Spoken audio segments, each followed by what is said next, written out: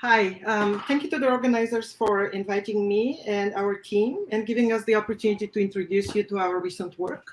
Thank you all also for joining this NLP Summit session. My name is Antoaneta Vladimirova, and I'm an applied medical AI lead at Roche Information Solutions, part of Roche Diagnostics division.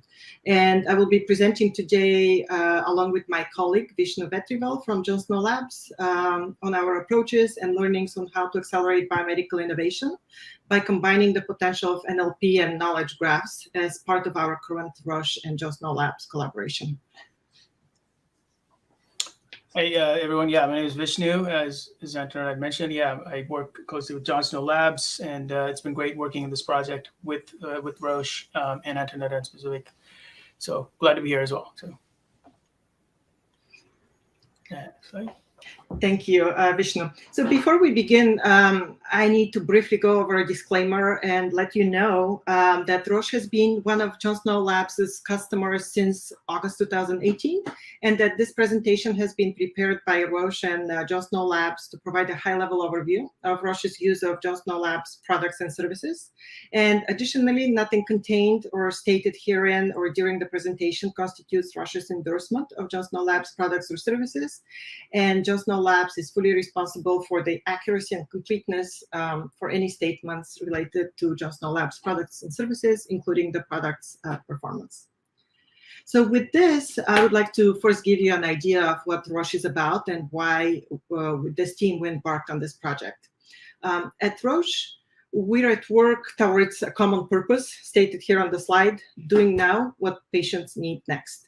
And our company has a 125-year history, as of this week, of advancing the field of medicine and bringing novel treatments and diagnostics to patients. Roche has two main divisions, diagnostics and pharmaceuticals. Having those two divisions under the same roof gives us a really powerful advantage to deliver personalized healthcare.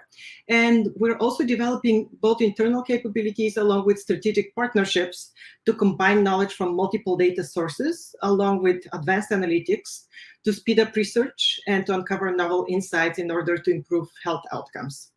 Our goal at Roche Diagnostics is really bold: to innovate diagnostics, shape healthcare, and change patients' lives. We have a culture of innovation and commitment to improve the standard of care by combining science, data, and insights. So, for example, we know that early accurate diagnosis is essential to prevent disease and help advance new treatments. And we're working towards expanding patient access to medical value and to the best integrated testing solutions. And at the same time, our focus is also on decision support.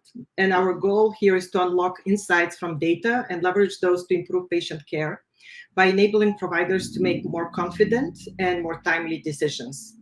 And last but not least, we're focused on disease management, all the way from diagnostics to therapeutic solutions by orchestrating the full patient care from A to Z. The project that we're going to be highlighting today is focused mainly on getting insights to inform patient care and improve disease understanding. Thank you, Vishnu. So what are some novel approaches that we're exploring to accomplish that? For this project, we're trying to leverage some of the technologies with the highest potential for applications in biomedicine, and specifically focusing on NLP and knowledge graphs. Many of you are probably familiar with the Gartner hype cycle shown here, depicting the different stages of maturity and adoption of technologies and applications and their potential to solve real business problems, going through several key stages.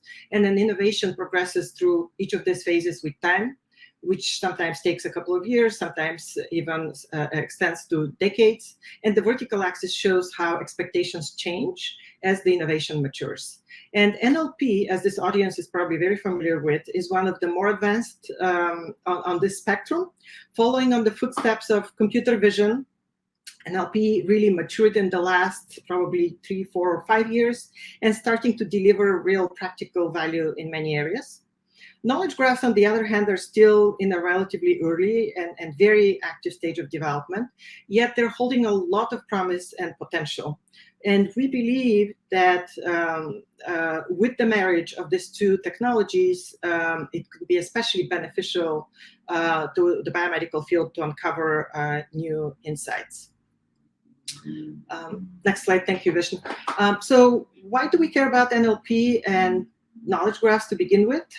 In many industries, but especially in biomedical arena and medicine, a lot of the key knowledge is locked in unstructured text in publications, grants, clinical trials, and it's not accessible to experts in a quick and efficient way to be able to make decisions.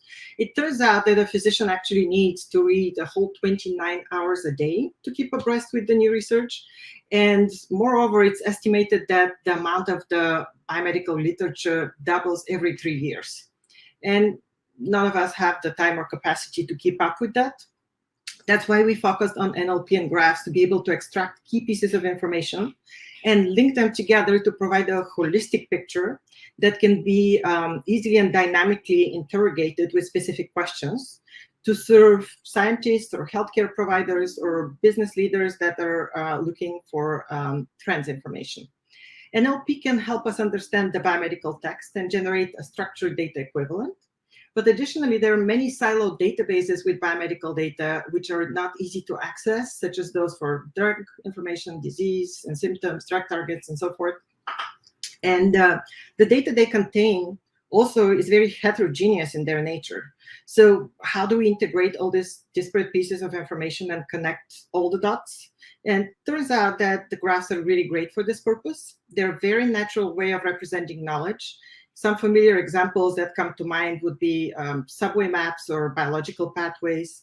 And graphs not only include the entities, such as potentially genes, drugs, or diseases, but also importantly provide the relationships between them, which are absolutely critical to make sense of the data. So knowledge graphs allow us to capture those relationships and bring together disparate and complementary information. They can bridge structured and unstructured data. They can also provide the basis for advanced predictive algorithms on top of them, leveraging the topology of the graph and the very nature of this heterogeneous data. So by combining the benefits of NLP and the knowledge graph technologies, we believe that we can unlock synergistic effects to provide biomedical insights to experts to be able to develop more informed decisions, better medications, or diagnostics. So, and not surprisingly, on this slide, you see that the trends of publications in the biomedical field that leverage either NLP or graph have been growing exponentially in the last few years. So with that, I would like to hand it over to my colleague, Vishnu Vetrivel, to give you some additional insights into why and how we have been leveraging NLP and knowledge graphs for this project. Vishnu, please take it away. But Antonetta, yeah. So just to sort of recap what Antonetta was talking about. So there's underlying issues with the data in biomedical AI, data explosion being one of them. The fact that unstructured data is growing at sort of really high rate and greater than 80%. And not only that, all the existing data sets are pretty siloed and fragmented. You've got all these different data sets all over the place. But they're not really connected. And if they're not connected, then you can't really understand what are the signals that are in between these data sets to be able to infer those, right? And as a result, you can't access that information when you need, and also the bias when you start using AI, type techniques also increases. Now you're only looking at a siloed data set instead of looking at the whole picture, right? And so the answer to this, we believe, is really bringing back context, right? So how can we bring back context into not only what the AI algorithms are looking at, but also what we as humans are looking at. So, and there is a way, we believe, that if there's a common representation that exists, that can bring these two worlds together. And we believe there's like a 4-stage process in order to bring back context, and we call it contextual AI. And there's, we call these 4 steps: to collect, infer, connect, and discover. I'll go through this in detail in a second. But that's what we believe is the key to sort of solving this problem. And the first step, I said, collecting the data is always usually the first step. Getting all of these different data sets that are all over the place, things like Wikidata, PubMed, obviously, is a huge source of all the scientific articles out there. The clinical trials database itself, Kemble, and many other data sets that we, we brought in. And just the diagram on the right sort of gives you an overview of all the different kinds of biomedical entities that we've represented in these different data sets, right? There's over 27 different biomedical classes of entities. Even though Wikidata has most of these, it's not in a form that can be easily used and accessible because of the way it's structured there. It's very sort of, hard to sort of get to. But we have brought these in, and then we've actually expanded on these sets of entity types as well. And then once you've brought all this data in, then of course the second part of the puzzle is like, how do you infer what these data sets are actually saying, especially the unstructured data, right? So that's where the part of NLP comes in. Antoinette, talked about this earlier, and really part of all the John Snow models also kicks in, right? So we then run a whole bunch of NER models, name identity recognition models, and also relationship extraction models to be able to extract all of the, not only the entity types that are sort of hidden in the text, but also the relationships that exist between, multiple kinds of entities, right? And so then once you've extracted these sort of semantic facts, if you will, or triples, then we can start, going to the next stage of the process of context building, which is really connecting them all together in the form of a graph. Because you can take all these facts and you can throw it into a database, right? And that's what traditionally people have been doing for a long time, which, if you think about it, is sort of a, it's an okay way of doing things. But if you don't connect them together, you're losing the context that exists between these facts, right? And the relationships actually is another kind of a signal, and that's the signal that you would be losing as a result, right? And so that's why we're big believers of taking this, connecting them to a graph, and then leveraging existing ontologies. Also, when you're actually doing this, and doing it in a way that makes sense in the schema of the graph itself, and that's the graph, building stage of the process. Once you've done that, of course, then you can start, using more of the advanced analytics, the graph analytics, the link prediction, things like that, to be able to start predicting things and start analyzing the graph itself, to surface different kinds of insights and then build different kinds of tools catered at different personas within your organization, right? So just to summarize all of this, so you have, your collect stage where you're bringing all the different data sets, and then you sort of normalize them into a common data model, and then you define and then you start inferring what's actually in the data through powerful NLP and NLU and NER models. And once you've extracted all these facts from those data sets, then you start connecting them to the graph itself, and then build out your knowledge graph. And of course, then you start also running your computational pipelines, your analysis pipelines on top of the graph to sort of infer even more insights and add it back into the graph. Now you're enriching the graph, right? And finally, you have all the other insights that you're building on top of the enriched graph, in terms of models, in terms of applications, insights, or other kinds of things like question answer models and so on. And those are the discover phase, if you will. So that's sort of what our process was at a very high level. But I'm going to talk about what was the actual numbers behind some of the things we did. So just to sort of step back in terms of the actual graph we've built, I'll start with left to right. So there are over 10,000 different predicates or relationship types that exist in the graph, the current graph we've built. Most of them are, we've restricted ourselves to the Wikidata predicate types because that is our core schema. And Wikidata doesn't really allow adding new predicate types, so we stuck with the current types that are available in the Wikidata schema itself. This is, of course, in the future state, we might change the underlying schema, and we might go to a different schema that allows different kinds of predicates as well. But for now, we decided to restrict it to the Wikidata predicate types. We've brought in additional data from the clinical trials database. Now, Wikidata itself had a lot of clinical trials IDs, but it was not filled enough, it was not rich enough. The data did not contain a lot of information that the clinical trials database itself had. And this is true of a lot of things that you would find in Wikidata. So we had to go in and enrich the data that was in Wikidata with additional information, like things like, hey, what disease was it referenced, what was related to, and things like that. And so we had to do a lot of that work on top of what was already present. And there was a total of 85 million entities that the graph contains now. And then And then also, like I said, the core part of the work was to be able to take all of the PubMed articles and sort of extract out the facts that they talk about using NLP and NLU models. And there was over 260 million facts that we extracted out along 4 main corridors now. And a corridor is like basically an entity to entity relationship, right? So things like chemicals and diseases, chemical genes, disease genes, gene. So those kinds of relationships are, what we call corridors.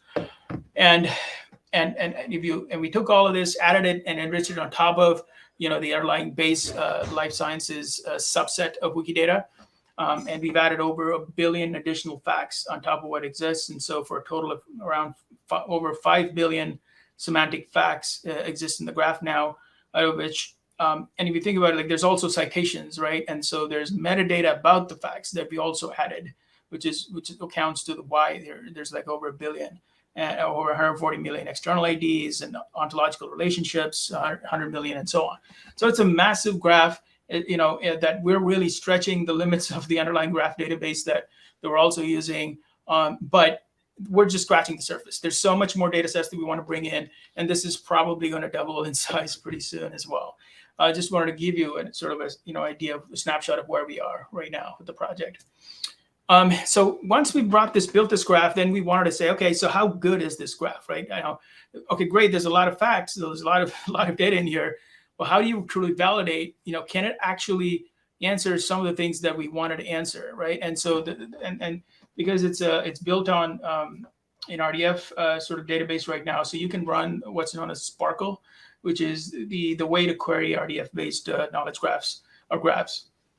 And so we came up with we hand-built over 1,000 biomedical Sparkle queries. And we've used this sort of as a baseline to validate how good our graph is compared to, say, the subset baseline that we started with. And we have found that, yes, our graph does better in multiple categories compared to the baseline subset. And just to show you like an idea of some of those numbers and what were the numbers across the different categories that we've identified across these 1,000 queries that we've built. And like I said, this is just a starting point. There's so much more data we want to bring in. And then the work of actually filling in some of the gaps we're finding, right? So why are these queries not performing as well in our graph? So we want to go in and sort of dig into each of these categories and sort of figure out what are the missing pieces of data sets we need to bring in. And that's the work that currently we're sort of looking into as well. So once again, this is just the starting point, and the graph can only get better from now on. So that's sort of from a query perspective, like actually writing Sparkle queries to see what the actual graph itself has and does not have. But then when you think about it from a scientist perspective, not everyone is going to be able to write Sparkle queries and understand the core schema of the graph itself and things like that, which is really where we wanted to build this sort of natural language query interface on top of the graph through question answer models and so on. And so we sort of used like an existing effort on this front known as BioAsk. It's sort of a conference that's been going on for like around 9 or 10 years around biomedical question answering. And they have over 3,000 questions, 3,200 questions that as part of their training data set. And we said, hey, why can't we just use that data set to sort of measure our question answering models and against that can then query the index, query the graph, and then try to return the answers from both of these places, right? And these are very early results. I have to caveat them by saying that even then, it seems like we have a great recall percentage. Most of the questions come back with answers, over 82% of them. But like I said, we're still doing a lot of fine-tuning work on this, and we believe it's going to get better, and we can start measuring things like precision and the F-score itself.